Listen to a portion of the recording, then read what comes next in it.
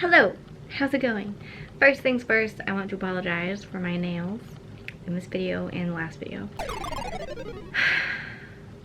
Second, I want to wish you a happy new year, happy 2020.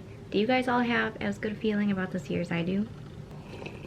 I want to ask you a question. Someone commented on my videos and is a teenager living in her dysfunctional family's home with her narcissistic parent, perhaps alcoholic tendencies in the family, and she asked, what advice would you give a teenager living in this family dynamic? I would love to extend that question to you because I know that there is just so much advice that we could throw out there, and if you could contribute to the conversation, you just might say the exact thing that someone out there needs to hear, and that I will share in a video coming soon. So please don't feel shy. Sorry, there were just sounds around my... There's still sounds. You know, teenagers are still dependent on their family to take care of them. They don't have the resources to leave and take care of themselves and be able to like maturely make sense and make safe, great decisions. So what advice would you give a teenager? Please, please, please share. Please share. Okay, so if you've been tuning into my videos the past couple weeks, you know that I have not been doing very well. Those videos were filmed probably like post mid December, and the next video that I'm about to release was also filmed back then. And I was sick mentally probably for like a good month, like really doing bad. And then I got physically sick for weeks. I ended on New Year's having a really great couple of days up north with my friends, and I'm back home feeling much better. But one thing that has changed since I've last really filmed, which I'm so proud to be finally diving into, is therapy. It's really great going to therapy. I think everyone should be in therapy, and I've always said that and been a hypocrite because I haven't been in therapy. Anyways, it's going great, like I said, and one nugget of wisdom that my therapist told me that I want to pass along to you is how therapy works. How stands for honesty, openness, and willingness. Radical honesty is the first thing. I've never been honest with a counselor fully, and I think that's just a lifestyle for adult children. There's secrecy on every layer, like actual secrets maybe, like gossiping and like having different stories that you tell to different people, keeping certain parts of yourself behind closed, locked doors out of fear that if you open that door to someone, that'll be like the straw that breaks the camel back. They won't love you anymore because of whatever it is that you're hiding about yourself. You're hiding how bad you feel. You know, you're trying to make it seem like you're okay when maybe you're not. You're hiding how bad your family is, not only from the rest of the world, but from your family, because if you speak up about it, you might get in trouble. You're hiding just so much secrecy. It's a way of life, and I'm still so impressed by other people when they're really open and honest about hardships that they're going through, or just like things that I'd be embarrassed to say about myself. And I'm learning to be that way, and not be ashamed of past Allisun, who she's been, and all the things that she's done and said. Yeah, and just not be ashamed of it, and not being secret, and just be totally honest about everything. And in my communication, doing my best to say exactly what I want to say. You know, not what I think they want to hear, like not people please, you know, honest, be radically honest. There's a lot I could say about that, but that's a nice beginning, you know, how. honesty. Openness. Be open to trying things that'll help you that you haven't been open to. Perhaps you're not open to therapy. Perhaps you say, I can't go to therapy because I don't have enough money.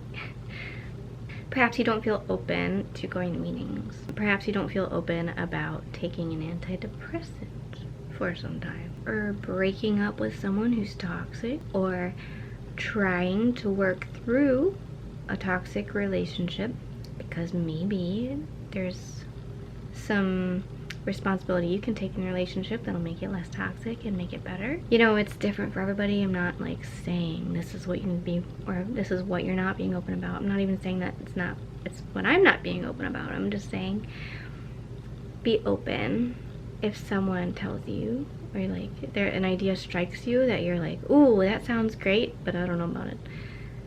Open your mind. And then the W is willingness. Be willing to try the new things and to step out of your comfort zone, to heal.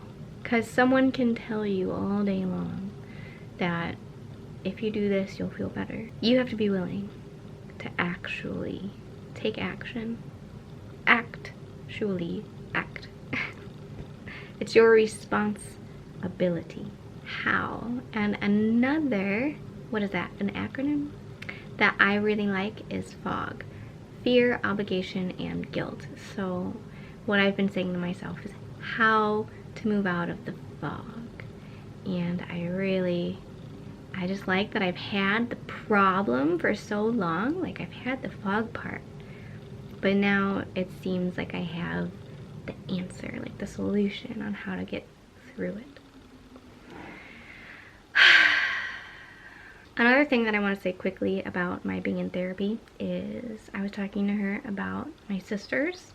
They're the scapegoat, and she was really trying to explain to me how I'm talking about them is like framing them in a very scapegoat way, and at the same time how they are speaking to me is like triggering my lost child triggers, and it's this just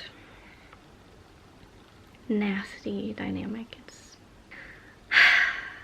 I was getting really upset because while she was hearing me, she wasn't saying that she was like, do you hear what you're saying? Like, listen, this is how they feel, and this is how they're saying is being perceived by you, that like goes back ages.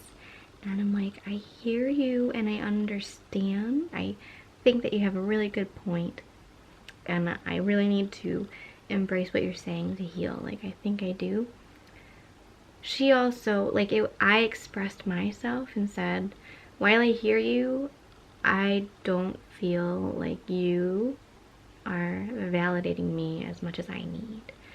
Like, as a lost child, my thing is I feel like I can't talk and be heard. Like, I'm always understanding someone else's point of view, and I've adopted their point of view for so long.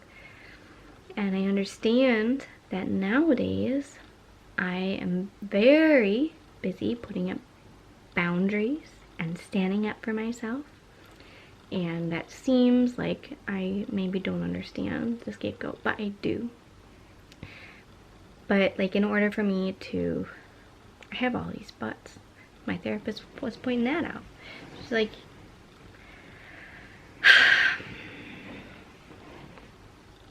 I really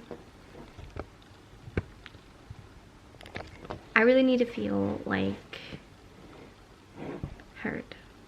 And then she was able to comfort me and be like, I do hear you, but it also sounds like you are taking a victim stance. It sounds like you know what's up. You're very smart and intelligent about this stuff, this family dynamics stuff,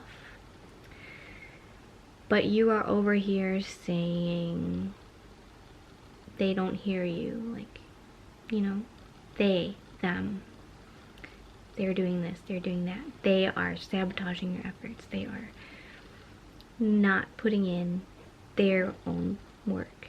Like, you know, I'm being a victim because I'm saying they're doing this, they're doing that, them. Listen to me, listen to my side of things. Yeah, that was really tough to hear. I think she's got a point. I'm also kind of upset because it's just tough. All of this healing stuff is just tough. But I am very good at looking at the long-term thing, you know, the big picture, and being very patient. And I know that long-term I want love to prevail. Love will always prevail. And doing this work is going to be really helpful for that to be the case in the future. But anyways, clearly I'm having a difficult time talking about this, so I think I'm gonna get going. Thank you so much for watching this video, and I will talk to you soon. Peace.